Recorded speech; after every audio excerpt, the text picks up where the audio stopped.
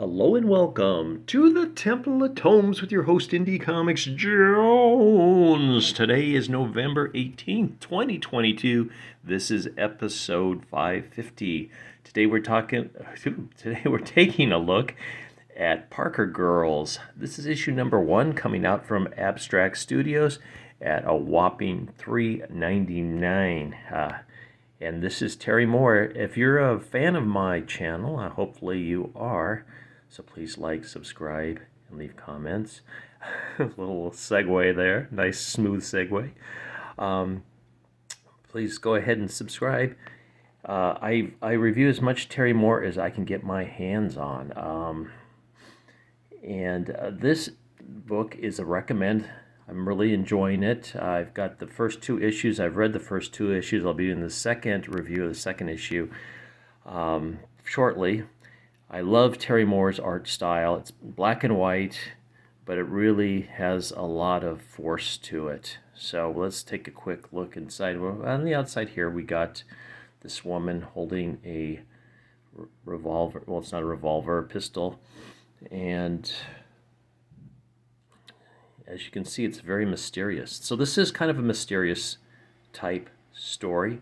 The Parker Girls are actually a kind of like a high-end Charlie's Angels, where they actually are more like Black Ops Charlie's Angels, working for the most richest elite men of the world, or women, could be women too, I guess. Okay, quick ad for Rachel Rising, a highly recommended Rachel Rising. I think it came out in the 7 trade. You can get it in an omnibus now.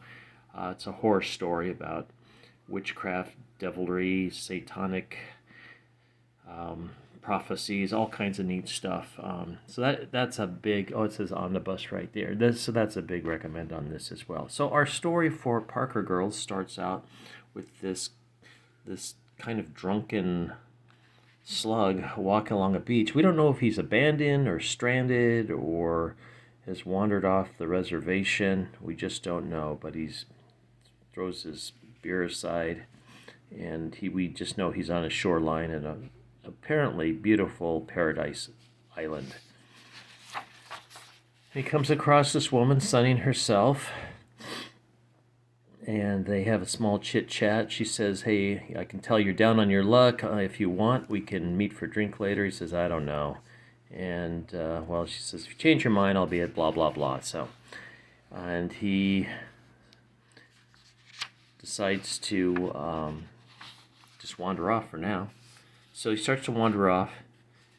In this particular, she is a Parker girl. She sees this guy following him.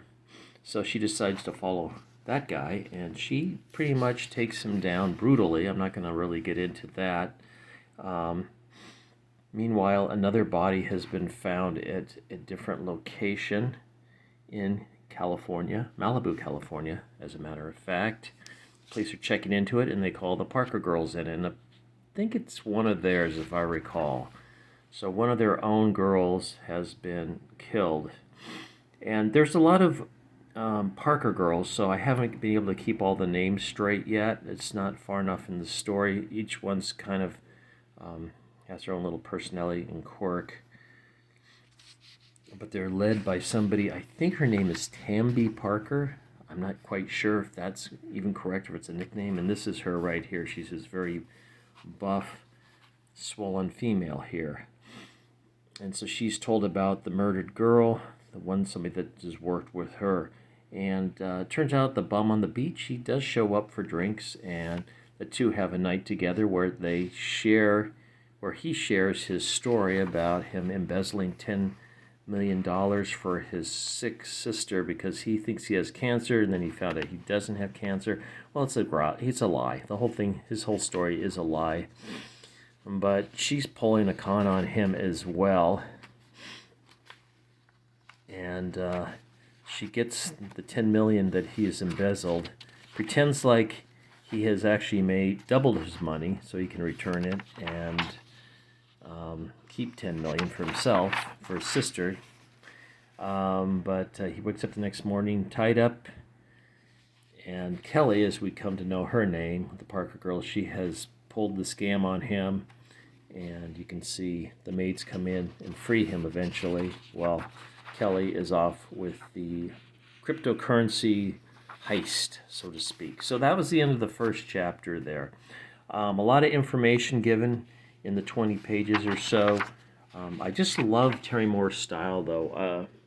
The highly detailed, just a lot of thought. I think he does about a page or two a day. He also does his own lettering. So he does the writing, the lettering. His wife runs the business, so it's all in the family. I think it's quite a nice book. He puts out a book a month, I would guess. It's kind of his pace.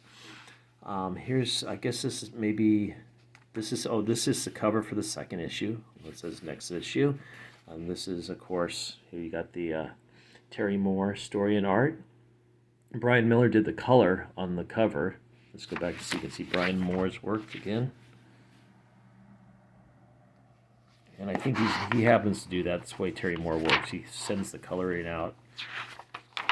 Okay. And Robin Moore is the publisher for Abstract Studio. So there you have the whole story on this. Let's take a quick look through the rest of the book, because it's going to be more Terry Moore, which we cannot get enough of. Now, Terry Moore Serial, this came out last year. It was an excellent story. Omnibus, this is a recommend. I can't remember if I have the sketchbook or not. I know he got his How to Draw books, 2 different ones, 2 different editions. I can't remember if I have this one or not. I've got a bunch of stuff, so I might have it. It's a very, very good chance I have it. But this I recommend. Moving on, Motor Girl. It was a pretty good story. I'd recommend it. It's just not one of his stronger stories, I would say. It was interesting enough, and the art in it, of course, is fun to read. Echo, excellent. The complete edition. That's a 17... No, that's not right. I can't remember how issues combined. It might be about 30 issues combined. Science fiction story.